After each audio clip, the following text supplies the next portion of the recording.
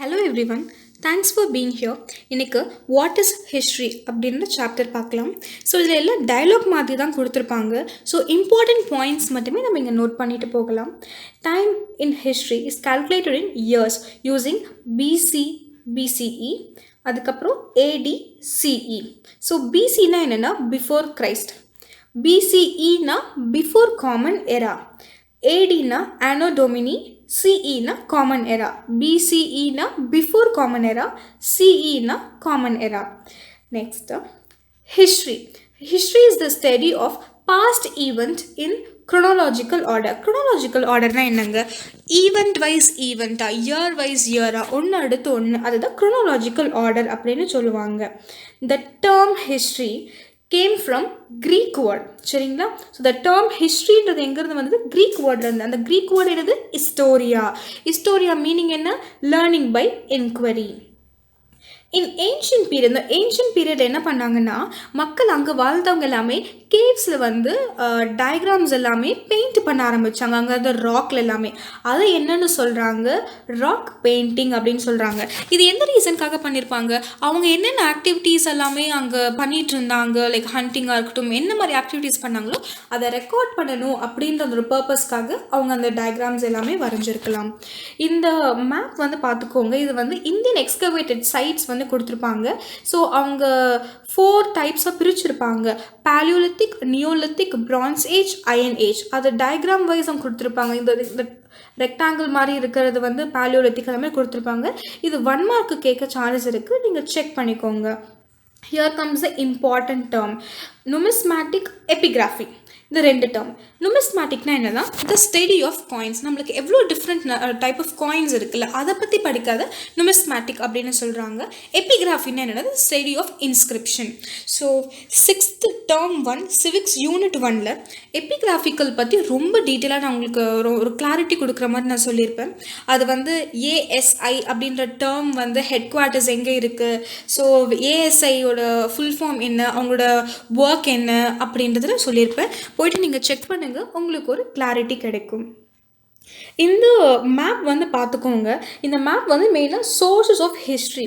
2 source, main source சொல்லியிருப்பாங்க. ஒன்று archaeological source, இன்னொன்று லிட்ரரி சோர்ஸ். ஸோ இந்த 2 சோர்ஸை நீங்கள் வந்து ஒரு கிளான்ஸ் பார்த்துக்கோங்க. இது மனப்பாடம் பண்ண அவசியம் இல்லை, பட் ஒரு கிளாரிட்டி கிடைக்கும். So here comes important case study. இந்த கேஸ் ஸ்டடி நல்லாவே பார்த்துக்கோங்க. 1 மார்க் நிறைய கேட்க சான்ஸ் இருக்குது. A mighty Emperor Ashoka. The most famous ruler of ancient India was Emperor Ashoka. It was during his period that என்ன spread ஆச்சு? Buddhism. Okay, Buddhism started spreading to all over Asia. Ashoka gave up war after seeing many people grieving death after Kalinga war. எந்த வார்க்கு அப்புறமேட்டு அசோகா வந்து தன்னோட like இனிமேல் நான் வாரில் participate பண்ண மாட்டேன், வாரே பண்ண மாட்டேன் அப்படின்னு சொல்லிட்டு கேவ் அப் பண்ணது எப்போ அப்படின்னா கலிங்கா வார்க்கு அப்புறம் தான். ஸோ இவர் வந்து புத்திசம்மை வந்து எம்ப்ரேஸ் பண்ணிட்டு இருந்தனால he started spreading message of peace and dharma. So இவங்க வந்து ரொம்ப ஃபர்ஸ்ட் அப்படின்னு சொல்கிறது ஒரு 2-3 விஷயங்கள் இவர் பண்ணியிருக்காரு. Notable things: he was the first ruler to give up war after victory. He was the first to build hospitals for animals. He was the first to lay roads. Ashoka Chakra with 24 spokes in our national flag was taken from Sarnath pillar of Ashoka. So நம்ம இவ்வளோ great Ashoka பற்றி நம்மளுக்கு 19th century வரைக்கும் அவ்வளோவா information கிடைக்கல, நம்மளுக்கு தெரியவும் செய்யலை. இந்த மெட்டீரியல்ஸ் ஒரு சில எவிடன்ஸ் நம்மளுக்கு கிடச்சிது. அது யார் மூலியமெல்லாம் கிடச்சிது அப்படின்னு சொன்னால் William Jones, James Prinsep, Alexander Cunningham, இவங்க எல்லாமே வந்து ஒரு சில குட்டி குட்டி எவிடன்ஸ் நம்மளுக்கு கொடுத்து தான் நம்மளோட அசோகா பற்றின ப்ராப்பர் டீட்டெயில்ஸ் நம்மளுக்கு தெரிய வர ஆரம்பிச்சது. நெக்ஸ்ட்டு சார்லஸ் ஆலன் அப்படின்றவங்க ஒரு புக்கில் வந்து என்ன எழுதியிருப்பாங்கன்னா தன்னோட அசோகாவோட ப்ராப்பர் ஹிஸ்ட்ரியை வந்து ரொம்ப காம்ப்ரிஹென்சிவாக எழுதியிருப்பாங்க.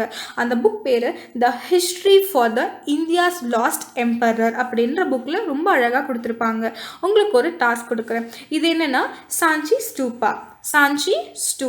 ஸோ நம்மளுக்கு வந்து நிறைய ருப்பீஸ் வந்து இப்போ நம்ம வந்து யூஸ் பண்ணிகிட்ருக்கோம்ல, ருப்பி நோட் எல்லாமே, நம்ம 50 ரூபி நோட்டு, இந்த மாதிரி நிறைய நோட் யூஸ் பண்ணுறோம்ல, எந்த நோட் பின்னாடி இந்த சாஞ்சி ஸ்டூபாவோட இமேஜ் கொடுத்துருப்பாங்க, இதை கண்டுபிடிச்சி சொல்லுங்கள். அது உங்களோட டாஸ்க். ஸோ இங்கே ப்ரோட்டோ ஹிஸ்ட்ரினா என்ன? ப்ரோட்டோ ஹிஸ்ட்ரி ரொம்ப simple term, period between pre history and history. So proto ஹிஸ்ட்ரினா என்ன? ஒரு ப்ரீ ஹிஸ்ட்ரிக்கும் இடைப்பட்ட இடத்துல இருக்கிறது தான் என்னது ப்ரோட்டோ ஹிஸ்ட்ரி அப்படின்னு சொல்கிறாங்க. The period for which records in writing are available but not yet deciphered is called proto history. டெசிஃபர்ட்னா என்ன சொல்கிறாங்கன்னா, டிஃப்ரெண்ட் லாங்குவேஜஸில் டிஃப்ரெண்ட் ஃபார்மில் இருக்கும்ல, அதை நார்மல் லாங்குவேஜில் கன்வெர்ட் பண்ணுறது தான் டெசிஃபர்ட் அப்படின்னு சொல்கிறாங்க. அண்ட் இன்னொரு இம்பார்ட்டன்ட் விஷயம், ஃபஸ்ட்டு மக்கள் வந்து எந்த ஒரு அனிமல் டொமஸ்டிகேட் பண்ண ஆரம்பித்தாங்க அப்படின்னு சொன்னால் அது டாகை தான் பண்ண ஆரம்பித்தாங்க. ஏன்னா பிகாஸ் ஸ்னிஃபிங் ஸ்கில் ரொம்ப நிறையா இருக்குது, ரொம்ப பர்ஃபெக்டாக இருக்குது அப்படின்னு சொல்கிறனால. எதுக்கு பர்ஃபெக்டாக இருக்குது? ப்ரொடெக்ஷன் அண்ட் ஹண்டிங் ஆக்டிவிட்டீஸ்க்கு பர்ஃபெக்டாக இருக்குதுன்னு சொல்கிறனால டாகை டொமஸ்டிகேட் பண்ண ஆரம்பித்தாங்க. ஸோ இதுதான் அது சம்மரி. நீங்கள் வந்து சும்மா பார்த்துக்கோங்க, நம்ம ஆல் டிஸ்கஸ் பண்ண பாயிண்ட்ஸ் தான் எங்கள் சம்மரியில் கொடுத்துருப்பாங்க. That's pretty much. Next upcoming video la vandu Q&A book back question with answer and explanation வந்து போஸ்ட் பண்ணுவோம். இப்போ உங்களுக்கு ஒரு கான்செப்ட் கிளாரிட்டி கிடச்சிருக்கோல, அதில் போயிட்டு நீங்கள் செக் பண்ணுங்கள், உங்களால் எவ்வளோ தூரம் ஆன்சர் வந்து கரெக்டாக உங்களால் மார்க் பண்ண முடியுதுன்னு நீங்கள் செக் பண்ணுங்கள். ஆன்சர் கரெக்டாக இருந்துச்சுன்னா வெல் அண்ட் குட், தப்பாக இருந்துச்சுன்னா அதுக்கு கொடுக்குற எக்ஸ்ப்ளனேஷனோட அது என்னென்னு பார்த்துக்கோங்க. இந்த நம்மளோட சேனலில் வந்து NCERT அண்ட் சமச்சீர் கல்வி 6th standard to 12th standardோட எல்லா டாபிக் வைஸ் சப்ஜெக்ட் யூனிட் எல்லாமே நம்ம வந்து தமிழ் லெக்சரில் வந்து கொடுத்துருப்போம். நீங்கள் அப்கமிங் ஏதாவது ஒரு சப்ஜெக்ட் நீங்கள் பார்க்கணுன்னு சொன்னால் to check it out in our YouTube channel. So please do like, share and subscribe.